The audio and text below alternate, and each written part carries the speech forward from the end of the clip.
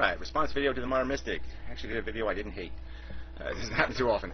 So anyway, he's been sort of talking a little, Marxism a little. We won't say the word too much anyway. He says it now and then, just sneaks it in there, and then he'll talk about an idea they had 100 years ago, implying, that it was sort of, analyzed and figured out that capitalism is always going to fall into some traps.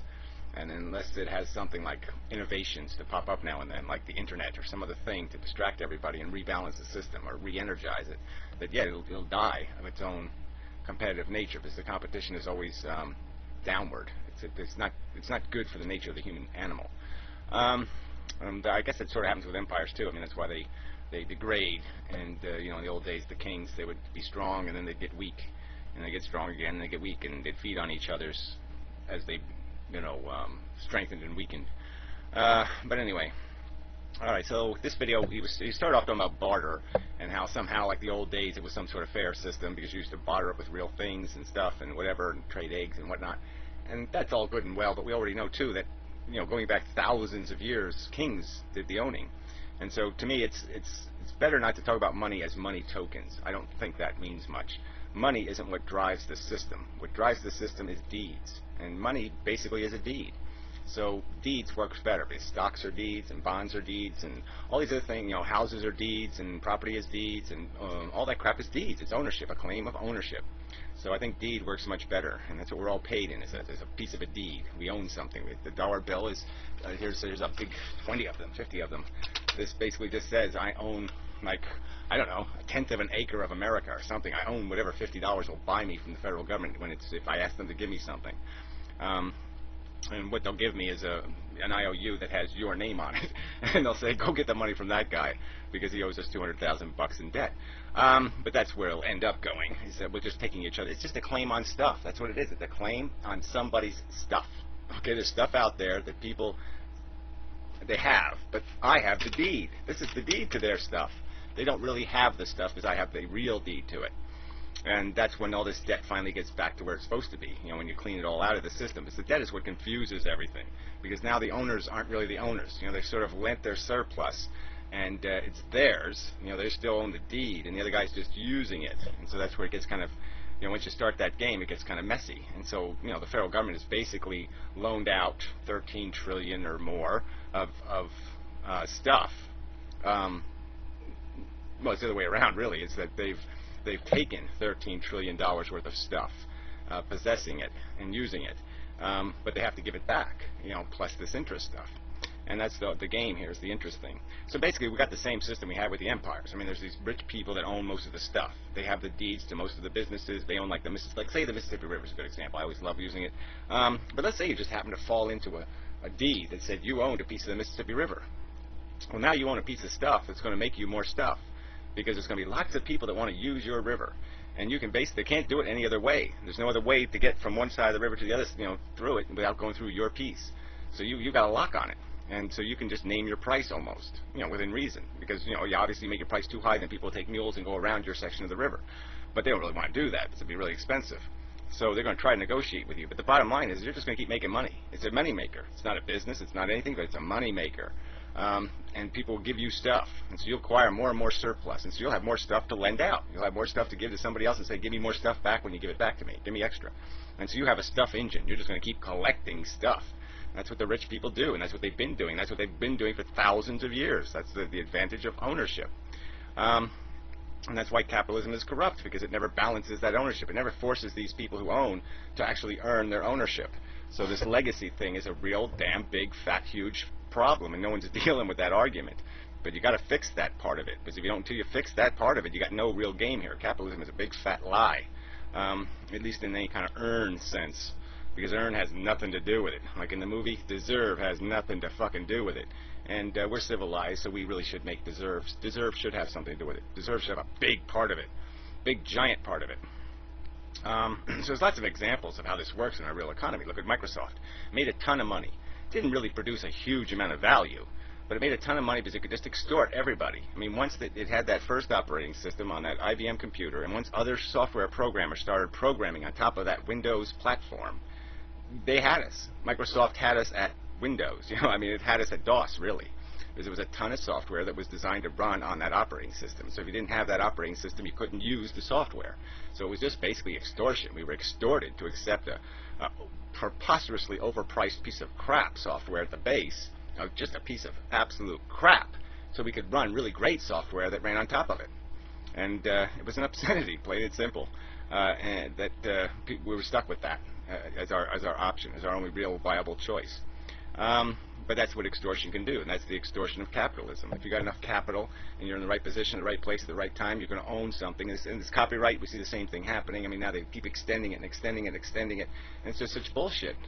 It's such a huge tax on our economy. You keep giving people stuff. You keep giving them deeds that they don't earn. They don't have to do any damn work, and you're giving them the damn deeds. You're giving them deeds to your life.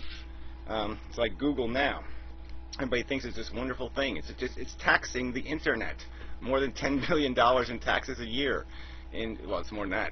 I mean, that's what they're probably cleaning. Well, let's just say it's 15, 20. This advertising revenue is not free. I mean, all these companies have to pay Google to get into this stupid index to get their damn stuff seen, and to get an eyeball somewhere. And every click is now the average price. It's $1. It's over $1 for a click. So just think about what that's costing the internet, what inefficiency. When every business has to take out of its budget a huge wad of money, it's got to go float off to Google to pay to get you to their damn website. So every product you're going to pay 10% more for, or maybe 20%. And so then all the efficiencies you gain from having this wonderful e-commerce thing is destroyed. And then when you add in what happens because you don't regulate enough to keep the crooks from owning the damn place and running rampant on the damn thing, yeah, you add another 10% in liability to it because of all the malicious crap that goes on that we don't fucking criminalize. It's just such a huge, gigantic waste. But that's capitalism. That's where the money goes. The money goes to where it's going to generate money. I've made this argument before. Capitalists do not invest in productivity. They do not invest in, Nick sometimes describes like, oh, they put their money in here to make, whatever, cowbells or something, so everybody's happy, so their cow has a bell and blah, blah, blah. But that's not what they do. They invest their money in a racket that'll return them money, the highest profit possible. And so it doesn't have to be just an efficient business, one that pays its employees and creates a nice life and creates the bells and does it nicely and makes enough money to keep itself in business. No, they got to glean that profit out of it. They got to extract a profit out of it. It has to come out of somebody's ass. Either the bell's got to be made cheaper, or it's got to be more destructive to the cow, or they got to fuck the workers. Like somebody's got to get fucked because their goal isn't some optimum efficiency. Their goal is some sort of inefficiency where they can parasitically feed off of it. And that often means that you rip it to pieces. And so he talks about Milken and these other guys like they were doing something good, making businesses more efficient. No, what they were doing is extracting the short-term profit. They were destroying all the long-term research and development type investment, anything that had any sort of long-term value, and basically breaking it into its parts. And it's like a car. I have a car sitting in my driveway. Now, if I go to sell the whole car, let's say I'll get $1,000. If I just take it apart, if I spend one day ripping it to pieces, I can probably get $3,000 for it. I mean, that's how silly the world. But that's how the real world works. And that's all they did is they destroyed cars. They didn't build cars. They didn't make cars better. They just leached off them. They found a way to extract more blood out of this dying business. And some of them aren't dying businesses. That's what's even more disgusting is they'll take very viable businesses and just kill them because their stock price falls low enough by some arbitrary reasoning, because somebody's not popular enough, or somebody, the CEO had got into a divorce problem with his wife, or some other kind of bullshit that gets in the newspaper. All of a sudden the stock price drops low enough, they buy the company and rip it to pieces. But anyway, that's a whole other story. So anyway, I guess what I want to focus on is that I think it's much smarter to just think about all commerce as being run by this idea of ownership. It's deeds. It's a claim of ownership. Money is a claim of ownership. Stuff is a claim of ownership in a sense that you can trade it for somebody else's ownership of something else. And it's the ownership of the stuff that is the game. And what's happened is there's been people who've collected huge amounts of surplus stuff, and now they lend it. And then you add this ingredient of interest, which is the most malicious. So here you can have a productive business that's creating productive things that people can use, but this interest engine, it doesn't do anything productive. It just feeds rich people. It just feeds leeches. It doesn't do anything else whatsoever, and it's a real frickin' evil. People have a right to have security. They right have savings. Have some sort of security for their future. But this idea that you make money off of money is caustic. It's fucking acid. It's drain cleaner right down the human race's throat, and we gotta get out of that fucking psychology. So anyway, longer than I thought it would be. But anyway, thanks, Nick. Good video. A little long, but it was good. All right, just a little part I wanted to add.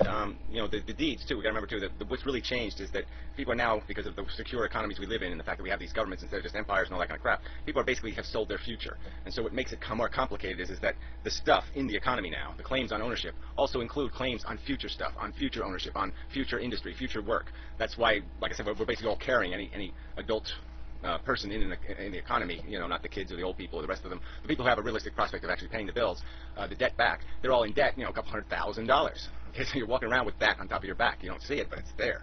And that's what these rich people are also using as part of their economy. And that's why the value of what your deed gets less and less valuable the more stuff they create. And when the stuff they're creating is a deed, when the deed they're creating is a deed on future ownership, that's when this thing really gets a little bit insidious. Especially when it's going 30 years into the future, preposterous, lengths into the future. So anyway, enough of the video.